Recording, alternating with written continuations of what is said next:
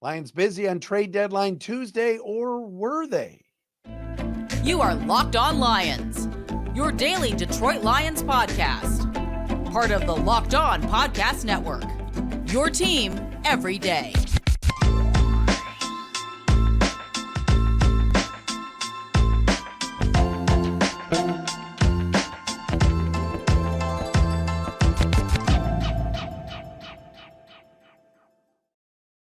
What's good, everybody? Matt Derry with you on a Halloween Tuesday, October 31st. It's Locked On Lions right here on the Locked On Podcast Network, your team every single day. Thanks for checking us out wherever you get your podcasts and watching us on our Locked On Lions YouTube channel. Shout out to our everydayers who are out there as well. We got to talk about trade deadline Tuesday today. Lions did make a move, but it was not what we thought. And then other teams that the Lions are competing with the NFC went out and got defensive players that they needed. And Brad Holmes is holding press conferences at 3 o'clock, and the deadline was still an hour left. We'll get into it coming up here on Locked On Lions today. Also, DPJ is here. PFF grades from last night's fantastic Monday night win over the Raiders, 26-14. And the Lions are also in need of a long snapper. We will explain all of that coming up today on Locked On Lions. Today's episode is brought to you by FanDuel. Make every moment more. Right now, new customers get $150 in bonus bets with any winning $5 money line bet. That's $150 if your team wins. Visit FanDuel.com/LockedOn to get started. You can follow us on Twitter at Derry Speaks, at Locked On Lions, Matt Derry Facebook fan page, which is always buzzing on Sundays and certainly was buzzing last night on Monday night, and also our Locked On Lions YouTube channel. Please subscribe and watch us on YouTube. All right. I put up on the screen, if you're watching on YouTube, on the little chyron there or graphic, defense status quo, because I'm a little surprised that the Lions did not add a defensive lineman or even a cornerback at the trade deadline. Lots of moves today, including Montez Sweat being traded by the Commanders to the Bears for a second-round pick. Why are the Bears adding players? I have no idea. But would I have liked to see Montez Sweat in Detroit? Absolutely. Would I have given up a number 2 for him? Sure. Why not? Lions need to go for it. And we saw last night, edge rush was an issue. Now, second half, they blitzed. Here comes Anzalone running free. A blitz causing a sliding of the O-line. So Aleem McNeil wide open running through the O-line. Lions on the edge, not named Aiden Hutchinson, have not exactly been able to get to the quarterback this season. All right, Charles Harris was benched last week. Julian Okwara is playing a little bit. Romeo Okwara, Kaminsky and others. It's a solid, deep group. But you got Montez Sweat out there, and he's going to the Bears. Chase Young would have been a nice pickup. Yes, in a contract year, but regardless, the Niners traded for him, and I told you yesterday. John Lynch was going to be active. Niners are a team competing with the Lions. Seahawks are a team competing with the Lions. They go get Leonard Williams from the Giants. These are all players that would have fit here. Chase Young's going to San Francisco for a third-round pick, and you say, well, that's, third-round pick. Well, let's say Chase Young leaves in free agency. The Niners will get that third-round pick back as a compensatory selection. So basically, San Francisco is renting him for free. Rasul Douglas traded to the Bills, cornerback. Adoree Jackson reportedly was going to go from the Giants to San Francisco, but the deal did not get in time at 4 o'clock. Lions stood pat on defense. Defense played well last night. Don't get me wrong. All right. Did a really good job. Held the Raiders below 200 total yards. All right. Jimmy G was terrible. I get it. There were some times where there were some open receivers that he missed, but all in all, the defense has made great strides outside of the Ravens game, which was a clunker. All right. But they've played 8 games this year and they've only given up 100 yards once. But I would have loved to have added to that defense, especially up front. What do you want to do in this league? You want to get a quarterback, right? You want to draft a quarterback. You want to sign a quarterback. You want to go out and get the most important position on the field. You know what's number 2? Protecting the quarterback. That's why the teams draft offensive linemen high. That's why Taylor Decker and Frank Ragnow and Penei Sewell were all first-round picks. And the third thing you want to do is disrupt the other team's quarterback. That's why you go out and get edge rushers, defensive tackles, versatile players on the defensive line to get to the quarterback and disrupt him. Lions didn't do any of those things today. I was a little bit surprised. Am I going to sit here and scream and holler? No. In Brad, I trust. Brad Holmes has done a great job. He's built this team mostly through the draft. Maybe he didn't want to give up the picks. But when you're 6-2, you're a game back of Philly for the best record in the NFC. You can make a run. This division is yours. It's yours. Green Bay was selling today. Minnesota was adding and subtracting. All right. They got Josh Dobbs. Regardless, this was an opportunity. And I don't agree necessarily that the Lions should have stood pat on defense. I would have added something, either a corner, but mostly at edge rusher. Now, what the Lions did do today was get Donovan Peoples-Jones from the Browns. Now, you guys know me being from Cleveland originally. I watch all the Lions games. I keep my eye on the Browns a little bit. And I was told today DPJ has been wanting out of Cleveland for the last couple of weeks, and the Browns were shopping him. Detroit kid coming back home.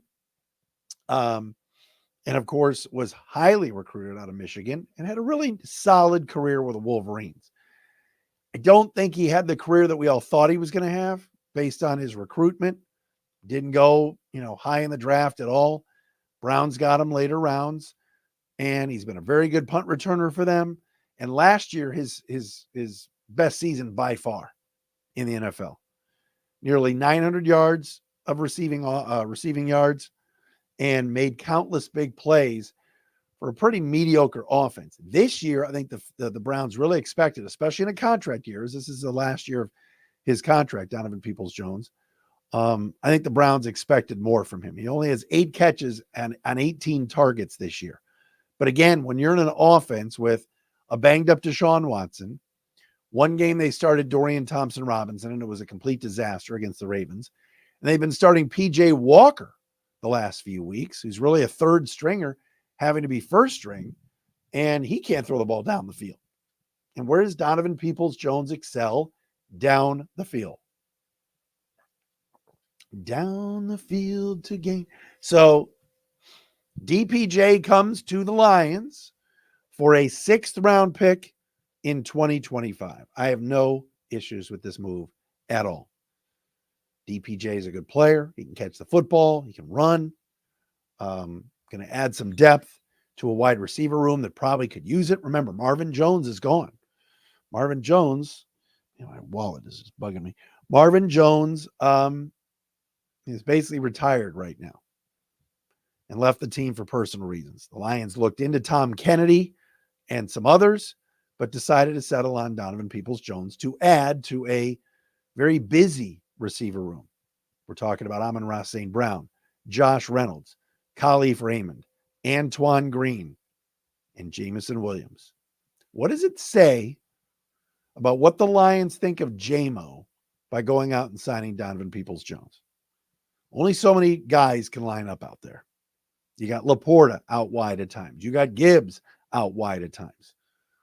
So JMO with another drop last night, but then made up for it with a nice catch. But you wonder what this means for Jameson Williams for the rest of this season, at least, because Donovan Peoples-Jones is going to come in and he's going to come into play. He's not coming here to sit. So I don't mind the move. I like it, but again, I would have added to this defense. And where you sit right now with the Lions and how well they're playing and how soft that schedule is and how bad this division is, I would have loved to have seen them outbid Chicago for Montez Sweat, go and get Danielle Hunter, go and get Brian Burns. You guys that are texting me about Max Crosby wasn't being traded. Come on. But Burns, Danielle, I would have done it. We'd love your thoughts on it on our Locked On Lions YouTube page. We love our commenters. Please let us know what you think. Are you disappointed today that the Lions did not go out and add to their defense. This is the roster now, unless there's somebody out on the street that they're going to go get. Coming up next, PFF grades from last night's win over the Raiders, who looked good, who played well, who did not play well, according to Pro Football Focus. We'll do that coming up next. We got to tell you about our friends at DoorDash. Folks, it is simple. You watch games, right? This weekend especially. No Lions, you're going to be flipping around. Did the game go to a timeout at some point? Hey, time to order in DoorDash. It's halftime. Time to order food and stock up with DoorDash. 2-minute warning, great time to order in. Whenever the game clock stops, that's the time to order in with our friends at DoorDash. All right, seriously, you can get anything from DoorDash. Pizza, wings, soda or pop, burgers, or heck, even just buns on DoorDash. They got it all delivered for you without missing the game. Kick back and kick off with unbelievable deals on everything you need for the watch party or your tailgate. The great thing about your DoorDash is you can also get groceries from there as well. Get prepared before game day with DoorDash. Get 50% off up to a $10 value when you spend $15 or more on your first order. When you download the DoorDash app, enter code LOCKED23, that's LOCKED 23. Subject to change, terms apply. Trade deadline has come and gone here on a Tuesday, October the 31st. Lions with a bye week. We'll be back at it in a couple of weeks against the Chargers out in LA. You know, I had heard a couple of weeks ago that the league had thought about flexing Lions and Chargers, but that would mean 3 consecutive night games for the Chargers. They played Sunday night this past week, of course, beat up the Bears. I believe they play Monday Night Football against the Jets this week.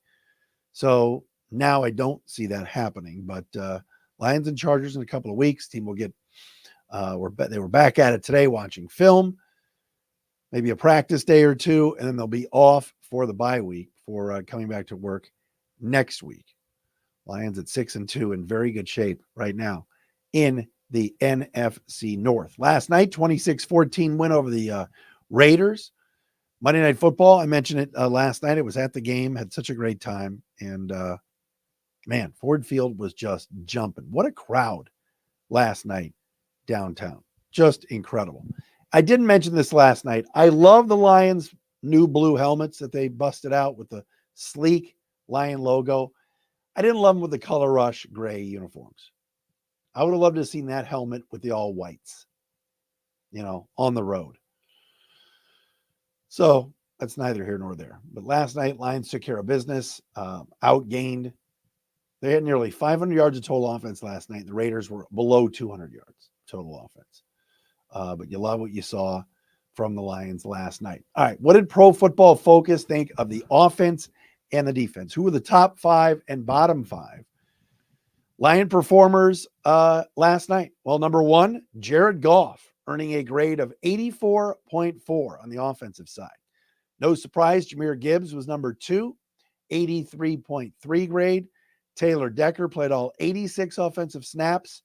Batting third, Taylor Decker was 82.0. Craig Reynolds, come on, Craig, 78.2. And Penei Sewell, a 75.9. By the way, Craig Reynolds' dad follows me on Twitter. We got to get him on the show. Bottom 5 performers from last night for the Lions. Dan Skipper, who came in for the injured Coyote Owosika last night. Skipper was playing left guard, 37.8 grade. Josh Reynolds, not a good game for him, 48.0. Colby Sorsdal, the rookie, played right guard, 48.9. Jamison Williams, 4th worst grade, 55.9. Graham Glasgow, a 57.6. Really? I thought Graham Glasgow, for coming in and having to fill in and play center, played all 86 snaps, I thought did a decent job. But what do I know? Those are your top 5 and bottom 5 offensive performers from last night's win over the Raiders. How about the Raiders not trading Devontae Adams or Josh Jacobs today? What are they doing? Clean house. On defense, for your Lions, Derek Barnes, highest graded Lion on either side of the ball, 91.6. in 17 snaps. Kirby Joseph was second, 81.4. He had the interception last night. Thought he played pretty well. It's one of the best games we've seen Kirby Joseph play this year. There were times I thought he wasn't as good this year as he's been playing, especially last year. But he had a good game last night. That arm punt by Jimmy G, and Kirby made the play. Jerry Jacobs, a 78.0, came in third. Aiden Hutchinson, a grade of 76.9, even though he didn't have a sack last night. And Brian Branch, who got a great ovation from the crowd when he was introduced pregame, a 69.4 grade. Bottom 5 Lion performers. This one was a stunner to me. I gave him a game ball last night. Cam Sutton, 33.8. Really? So his coverage grade was below 30. I thought he played well. Alex Anzalone, 43.3. Broderick Martin, the rookie, finally getting out there, 49.6. He had the third lowest grade, though. Charles Harris, 51.1. Josh Pascal, 52.9. Yeah, none of the defensive linemen really graded out well at all, except maybe Lee McNeil, who was at a 61.4. Other than that, everybody else was kind of now down near the bottom. So those are your top 5 and bottom 5 offensive and defensive performers for your Lions in last night's win. And here's the thing about last night that I want to say as well. Yes, the Lions should have won by more. Yes, the Lions settled for way too many field goals in the red zone. Yes, they outgained nearly, doubled and a half the Raiders' offensive output in terms of yards. But you know what? They won. How many times did we used to say Lions would outgain an opponent, Lions would out time a possession an opponent, and they would lose? Playing to the level of their competition. It wasn't the best performance last night, but they won by double figures again, 26-14. And, I saw this interview that Dan Campbell did with Joe Buck's wife. I believe her name is Michelle Buck Beisner, Michelle Beisner Buck, or whatever her name is. She did actually a really good job. And she got Dan Campbell to well up and get emotional because he was talking about the 2021 team that went 3-13-1. He said those guys fought. They were gritty. And he started just reminiscing about that 2021 team that was so bad. But that was kind of the building block. That was kind of the team that played hard, brought the culture, set the standard. And I love seeing Dan Campbell get emotional about that team. A lot of those guys are gone, right? But Campbell had an affinity for those guys, and they gave them everything they had. Now the roster is so much better. Many of those guys are no longer on the team, but they kind of got the ball rolling on this rebuild. And I love the fact that Dan Campbell, has a special place in his heart for those guys. And you want to play for a coach like that can cry on television, get emotional talking about players. It's because he cares. All right. We may argue that he shouldn't have gone for it on this, or he should have punted here, or, whatever it is, this decision, that decision, timeout usage. But the bottom line is the guys want to play for him, and they're winning for him. They won last year. They're winning this year. So there's something to be said for that. Lions are in the mix, are in need of a long snapper. Rarely do you see long snappers get injured, but that happened last night. We will get to that coming up next. First, though, we got to tell you about our friends at FanDuel. Score early this NFL season with FanDuel, America's #1 rated sportsbook. Right now, new customers get $150 in bonus bets with any winning $5 money line bet. That's right. You put down $5 and you win on the money line, you're going to get free $150 if that team wins. You've been thinking about joining FanDuel. There's no better time to get in on the action. Tonight, World Series, Game 4. You can get on that. At FanDuel, they got spreads, player props, over-unders, and much, much more. So visit FanDuel.com/lockedon and kick off the NFL season. FanDuel, official partner of the NFL.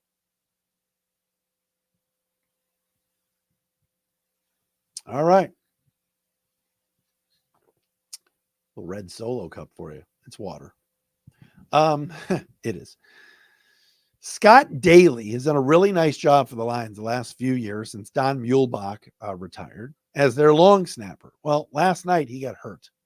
He was going down covering a kick, and he got injured. The team was saying after the game that like Aiden Hutchinson would have maybe been the backup long snapper if Scott Daly was not able to go. Well, it turns out Daly has been placed on injured reserve today, so he's got to miss at least 4 games. So the Lions are in the market for a long snapper. I was thinking about this driving home today. Like, how do you, yes, Brad Holmes will go out and sign somebody. It'll be somebody that has long snapped in the NFL before. But like, do you watch film on a long snapper? How do you decide who the long snapper is going to be? Because that's all they do. Bill Belichick was asked a couple years ago by one of the Patriots reporters, like, about the art of long snapping. And how he used to say, Belichick was telling some old Steve Diassi story, who was a linebacker for the Giants, who was also the long snapper, and then just became an exclusive long snapper. These guys don't have the big pads. They don't really do much other than snap. So the Lions are in need of a long snapper, but how do they pick one? Certainly they'll check the waiver wire. They will, see who's done it before, who was maybe beaten out for a roster spot at the end of training camp, and they'll sign somebody. But Don Muehlbach was a long snapper here for like 20 years. Maybe bring the Mule back out of retirement. But Scott Daly did a good job. These guys never get noticed unless they screw up. Ever. And for the most part, Lions, punts, kicks, everything, extra points, field goals have been really, really good. Really solid. So Scott Daly, number 47, I salute you. Get well, my friend. Lions are in need and we'll be signing another long snapper. All right, we are back again tomorrow with a Wednesday edition of Locked on Lions. Here's a question.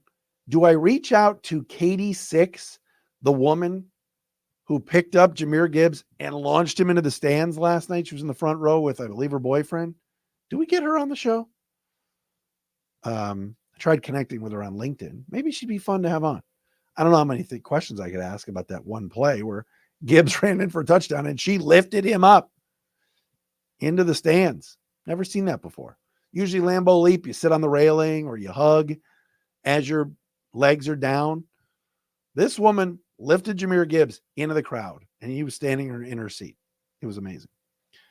All right. Thanks for making us your first listen, checking us out wherever you get your podcast. Matt Derry with you on a Tuesday edition of Locked on Lions, your first place Detroit Lions.